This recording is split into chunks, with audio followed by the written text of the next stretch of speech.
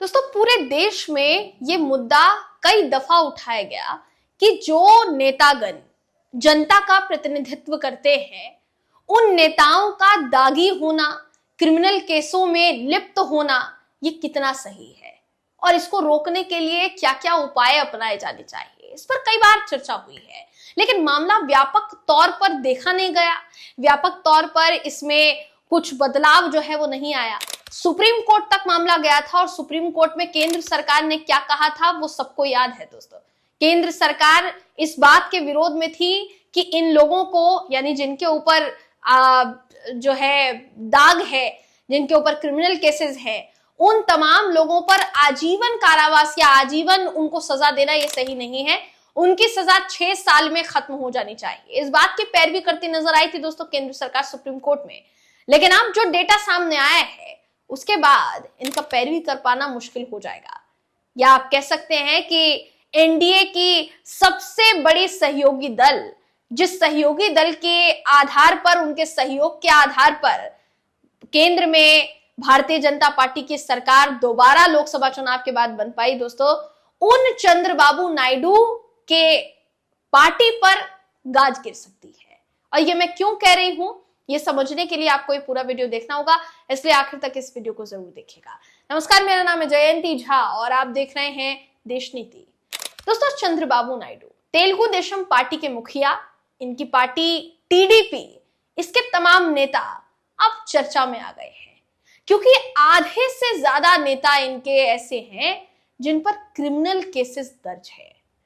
ये चौंकाने वाला विषय है दोस्तों कि जो पार्टी ये बार बार दावा करती है कि उनके किसी भी नेता के ऊपर जो है कोई भी एक भी दाग नहीं है और दूध के धुले हुए सारे के सारे नेता हैं, संस्कारी पार्टी होने का दावा करती है, या तो उनके पार्टी के नेताओं के बारे में दावा किया जाता है कि वो किसी तरीके से दागी नहीं है, या फिर यह भी दावा किया जाता है कि उनके जो सहयोगी दल है, एनडीए के जो सहयोगी दल है, वो भी साफ सुथरी छवि वाले लोग हैं।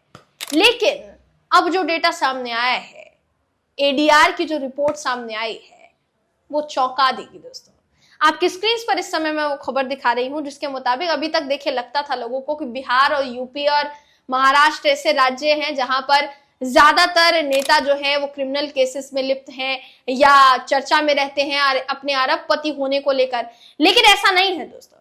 इन तमाम चीजों में, खासकर क्रिमिनल केसेस होने में, अगर सबसे ज्यादा अव्वल दर्जे पर कोई पार्टी है तो वो तेलुगु देशम पार्टी है, और आंध्र प्रदेश वो राज्य है जहां सबसे ज्यादा नेताओं पर क्रिमिनल केसेस दर्ज है। आपकी स्क्रीन पर इस समय मैं वो खबर दिखा रही हूं जिसके मुताबिक एसोसिएशन ऑफ डेमोक्रेटिक रिफॉर्म्स यानी एडीआर, जिसको लेकर अक्सर चर्चा इसलिए होती है क्योंकि दोस्तों एडीआर की तरफ से अभी तक कई ऐसे रिपोर्ट्स, कई ऐसे फैक्ट्स शेयर किए जा चुके हैं जिसने सबको चौंका दिया है। अब जो डेटा शेयर किया गया है वो भी चौंकाने वाला है, और वो इसलिए कह रहे हैं दोस्तों क्योंकि आंध्र प्रदेश का भी नाम है इसमें। आंध्र प्रदेश के साथ साथ तेलंगाना का भी इसमें नाम है। तेलंगाना के अलावा और भी कई राज्यों का नाम है, और ऐसा नहीं है कि सिर्फ और सिर्फ भारतीय जनता पार्टी के सहयोगी दल ही इस वजह से चर्चा में है, भाजपा खुद भी चर्चा में है। क्यों है आगे आपको बताऊंगी, मगर उससे पहले टीडीपी पर हम बात कर लेते हैं। देखिए खबर ये कहती है कि एडीआर की रिपोर्ट के मुताबिक देश के 45% विधायकों ने खुद के खिलाफ आपराधिक मामले दर्ज होने की पुष्टि की है।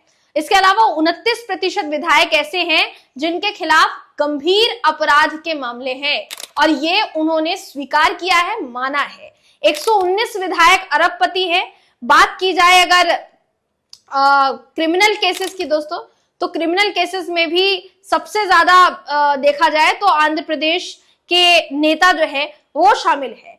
आंध्र प्रदेश के 79% एमएलए पर क्रिमिनल केसेस है। जी हाँ, देश में सबसे ज्यादा आंध्र प्रदेश के विधायकों पर आपराधिक मामले दर्ज है। आंध्र प्रदेश के 79% विधायकों पर केस दर्ज है। इसके अलावा सिक्किम में सबसे कम 32 विधायकों में से सिर्फ एक विधायक के खिलाफ केस दर्ज है। दूसरी तरफ बात की जाएगी टीडीपी की, जो कि आंध्र प्रदेश की बड़ी पार्टी कहलाई जाती है दोस्तों, तेलुगु देशम पार्टी। टीडीपी के सबसे ज्यादा 134 में से 115 पर आपराधिक मामले दर्ज है।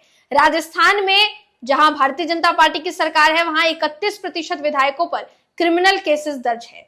बात की जाएगी अगर विधायकों के खिलाफ क्रिमिनल केसेस की दोस्तों, तो मैं एक लिस्ट आपकी स्क्रीन पर इस समय मैं दिखा रही हूं और इसमें मैं आपको राज्य दर राज्य बताऊंगी कि किस राज्य में कितने प्रतिशत विधायकों के खिलाफ केस दर्ज है। तो सबसे पहले नंबर पर आंध्र प्रदेश आता है, जहां 79% जो विधायक है वो क्रिमिनल केसेस में लिप्त है। केरल की बात की जाए तो 69% केसेस जो है वो लिप्त है। तेलंगाना भी सेम 69% जो है, वहां पर भी विधायकों के ऊपर क्रिमिनल केसेस दर्ज हैं। बिहार, जहां पर भारतीय जनता पार्टी के एनडीए की सरकार है दोस्तों नेतृत्व वाली, वहां 66% नेताओं पर, विधायकों पर केस दर्ज है। महाराष्ट्र में 65% विधायकों पर केस दर्ज है। राजस्थान में 31% विधायकों पर केस दर्ज है। मध्य प्रदेश, जहां भारतीय जनता पार्टी की सरकार है, 39% यहाँ पर भी विधायकों पर केस दर्ज है। छत्तीसगढ़ में भी, जहां भारतीय जनता पार्टी की सरकार है, 18% विधायकों पर केस दर्ज है दोस्तों। कुल मिलाकर फिलहाल के लिए जितना ये डेटा कहता है उसके मुताबिक तो यही नजर आ रहा है कि भारतीय जनता पार्टी शासित राज्य जितने हैं वहां ये क्रिमिनल केसेस की फहरिस्त जो है वो सामने आएंगे। हालांकि इस लिस्ट में ये नहीं पता चला है कि इसमें से विपक्ष के नेता कितने हैं और सत्ता पक्ष के नेता कितने हैं, लेकिन आंध्र प्रदेश को लेकर यह भी क्लियर हो गया है दोस्तों। बताया ये जा रहा है, जैसे मैंने आपको बताया अभी संख्या, कि 134 टीडीपी के विधायक, जिसमें से 134 में से 115 विधायकों पर आपराधिक मामले दर्ज है।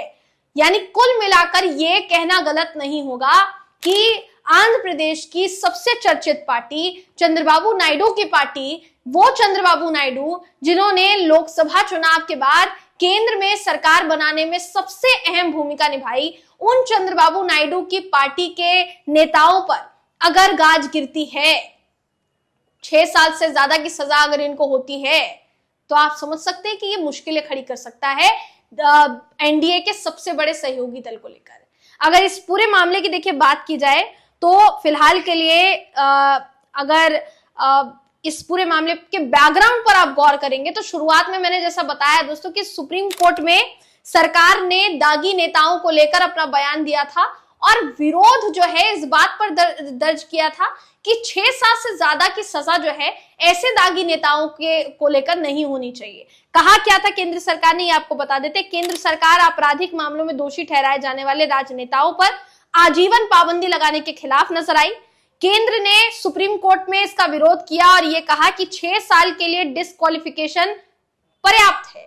यानी अगर 6 साल के लिए डिस्क्वालिफिकेशन होता है किसी नेता को हटाया जाता है, उतना सही है। इस तरीके की अयोग्यता पर फैसला लेना संसद के अधिकार क्षेत्र में आता है। यानी ये कहकर टाल दिया गया था इस बात को कि इस पूरे मामले में नेता जो हैं वो अयोग्य होंगे या फिर योग्य होंगे, या उनको सस्पेंड किया जाएगा, या उनको पार्टी से जो है वो निकाला जाएगा, या उनको सजा होगी और सजा होने के बाद उनकी सांसदी छिन जाएगी, जैसा कई मामलों में हमने इससे पहले भी देखा था। तो ये सारी चीजें संसद के अंतर्गत आती है, संसद के अधिकार क्षेत्र में आती है, तो संसद को ही इस पर फैसला लिया जाने देना चाहिए। अब सवाल सबसे बड़ा यहाँ पर यह है कि इतने सारे नेताओं पर क्रिमिनल केसेस दर्ज होना दोस्तों, ऐसे नेताओं का जनता के बीच जाना और वोटों की अपील करना, क्या ये सही है? क्या जनता वाकई में ऐसे नेताओं के हाथ में कमान सौंपेगी जिनके ऊपर आपराधिक मामलों की एक लंबी लिस्ट है? सवाल ये उठता है। देखिए, ये जो खबर सामने आई थी इसमें सुप्रीम कोर्ट में दोषी नेताओं पर आजीवन बैन लगाने की मांग वाली याचिका जो है वो दर्ज की गई थी। उस पर सुनवाई की थी सुप्रीम कोर्ट ने। इस पर केंद्र सरकार ने कहा था कि याचिका की मांग कानून को दोबारा लिखने या संसद को किसी खास तरीके से कानून बनाने का निर्देश देने के जैसी है। ये पूरी तरीके से न्यायिक समीक्षा की शक्तियों के विपरीत है।